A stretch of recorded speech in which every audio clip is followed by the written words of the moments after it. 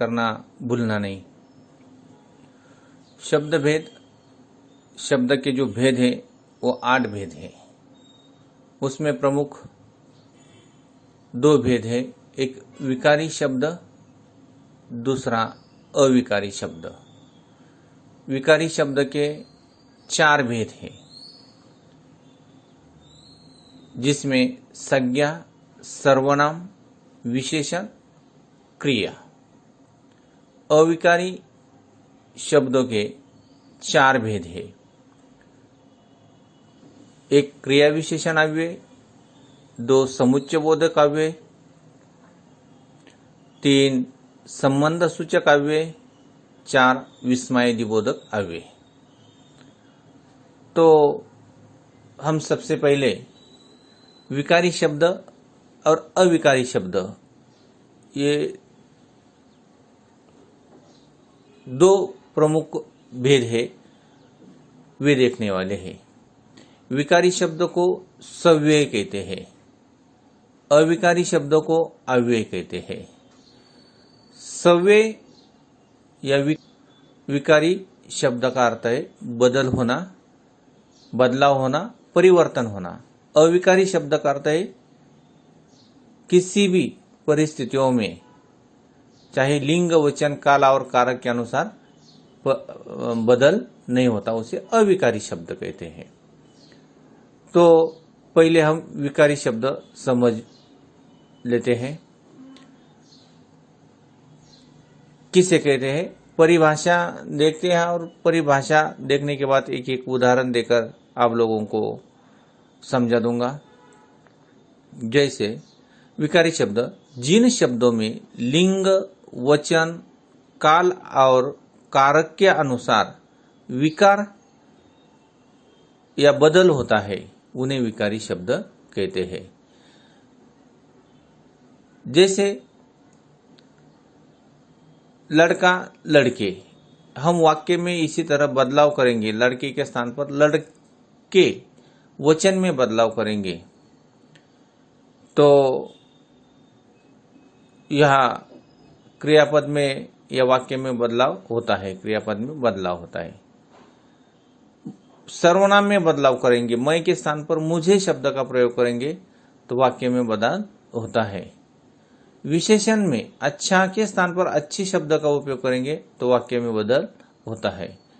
और क्रियापद में बदल करते हैं, करना के स्थान पर करूंगा, इसी तरह हमने बदल किया, तो भी वाक्य में बदल होता है।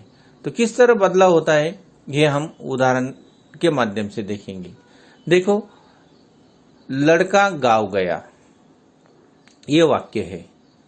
ये लड़का एक वचन है और संज्ञा है। लड़का एक वचन और संज्ञा है। लड़का गांव गया, लड़के के स्थान पर हमने लड़के यानी एक वचन से बहुवचन शब्द का प्रयोग किया, तो क्रियापद में बदलाव हुआ, लड़के गांव गए। इसी तरह का वाक्य बनता है, यानी बदल होता है। लिंग, वचन, काल और कारक के अनुसार जो बदल होता है, उसे विकारी शब्द कहते हैं। दूसरा एक उदाहरण लेंगे हम, मैं गांव गया। मैं यानी सर्वनाम है, मुझे सर्वनाम है। मैं गांव गया, यह वाक्य है। मैं के स्थान पर, मैं इस सर्वनाम के स्थान पर मुझे इस सर्वनाम का हमने प्रयोग किया, तो मुझे गांव जाना है, इसी तरह का क्रियापद का उपयोग करते हैं। इसी तरह वाक्य में बदलाव आता है। एक विशेषण का वाक्य देखेंगे। यहां राम अच्छा है, राम अच्छा है। राम ये पुल्लिंग है, संज्ञा है और पुल्लिंग है। अच्छा ये विशेषण है। राम के स्थान पर अगर हमने लिंग बदला, सीता यानी स्त्रीलिंगी शब्द का प्रयोग किया, तो विशेषण में जो अच्छा है उसी के स्थान पर सीता अच्छी है। इसी तरह हम वाक्य में परिवर्तन करते हैं। क्रियापद में किस तरह बदलाव होता है, इसका भी हम एक उदाहरण देखेंगे। जैसे मैं अध्ययन करूंगा, मैं अध्ययन करूंगा, यानी इस वाक्य में क्रियापद करूंगा है, एक ही व्यक्ति है, लेकिन ये मैं के स्थान पर हमें तुम्हें इस शब्द का, इस सर्वनाम का उपयोग करना है। तुम्हें अध्ययन करना है तो क्रियापद में बदलाव आता है। इससे हमें एक बात समझ में आई होगी, लिंग वचन काल और कारक के अनुसार जिस वाक्य में बदल होता है उस वाक्य को विकारी शब्द कहते हैं। सभी के ध्यान में आया होगा विकारी शब्द किस प्रकार है, तो हमने यह समझ लिया है। अभी हम अविकारी शब्द देखते हैं। अविकारी शब्द देखते, पहले अविकारी शब्द की परिभाषा देखते हैं और फिर उदाहरण लेकर हम एक एक उदाहरण लेकर समझेंगे कि किस तरह अविकारी शब्द में बदलाव नहीं होता। जैसे जिन शब्दों में लिंग वचन काल और कारक के अनुसार विकार या बदल नहीं होता उन्हें अविकारी शब्द कहते हैं। विकारी शब्द में बदल होता है, अविकारी शब्द में बदल नहीं होता। कौन कौन से अविकारी शब्द के कौन कौन से अविकारी शब्द कौन कौन से हैं? क्रिया विशेषण अव्यय है, समुच्चय बोधक अव्यय है, संबंध सूचक अव्यय है और विस्मयादि बोधक अव्यय है। ये चार प्रकार में। इसमें जो अव्यय मैंने कुछ दिए हैं, उदाहरण के लिए और शब्द आया है, तथा शब्द आया है, ऊपर है, भीतर है, शाबाश है, परंतु है आदि शब्द अव्यय होते हैं। ये सभी अव्यय। यह हमने लिंग वचन और काल और कारक में बदलाव किया तो भी इसी में बदलाव नहीं होता। जैसे उदाहरण लेते हैं, लड़का प्रतिदिन आता है। लड़का प्रतिदिन आता है। लड़का इस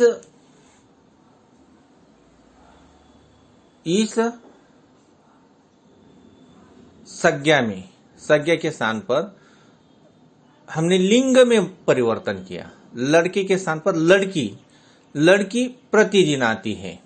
प्रतिदिन शब्द में किसी भी प्रकार का बदलाव नहीं आया है। यहाँ हमने लिंग में बदलाव करने के बाद भी ये अविकारी शब्द बदलते नहीं है। वही अनेक वचन, वही बहुवचन में हमने एक उदाहरण लिया, लड़के प्रतिदिन आते हैं। यहाँ लड़की के स्थान पर लड़के शब्द का प्रयोग किया, बहुवचन का प्रयोग किया, तो भी इसमें अविकारी शब्द जो प्रतिदिन है उसमें बदलाव नहीं आया। लड़कियां प्रतिदिन आती है, यहाँ बहुवचन शब्द का, लेकिन यहाँ अविकारी शब्द में कोई बदलाव नहीं है। यानी लिंग वचन काल और कारक के अनुसार किसी भी प्रकार का बदलाव नहीं होता, परिवर्तन नहीं होता, उसे हम अविकारी शब्द कहते हैं। जैसे काल के अनुसार किस तरह बदलाव नहीं होता, इसके भी हम एक एक उदाहरण देखेंगे। आज पिताजी आएंगे। आज पिताजी आएंगे। पिताजी ये पुल्लिंगी है और आएंगे क्रियापद है। आज ये काल है। तो आज पिताजी आएंगे, इस स्थान पर आज माँ भी आएंगी। पिताजी पुल्लिंग है और माँ स्त्रीलिंग है, लेकिन आज इस कालवाचक शब्द में कोई परिवर्तन नहीं हुआ। आज माँ भी आएंगी। देखो, आज लड़के दौड़ेंगे, यह बहुवचन में है, आज लड़के दौड़ेंगे, लेकिन आज इस शब्द में कोई परिवर्तन नहीं होगा। आज लड़कियां भी दौड़ेगी, इसमें भी कोई परिवर्तन नहीं हुआ है। यानी किसी भी परिस्थितियों में वाक्य में बदलाव नहीं होता। लिंग वचन में हम बदल कर सकते हैं, लेकिन जो अविकारी शब्द है उसमें बदल नहीं होता। और एक उदाहरण देखते हैं। लड़के के पास किताब है, पास ये शब्द है, लड़के के पास किताब है। इस वाक्य को हम परिवर्तन लाते हैं, लड़के के स्थान पर लड़की के पास किताब है, लेकिन पास इस अव्यय में कोई बदल नहीं है।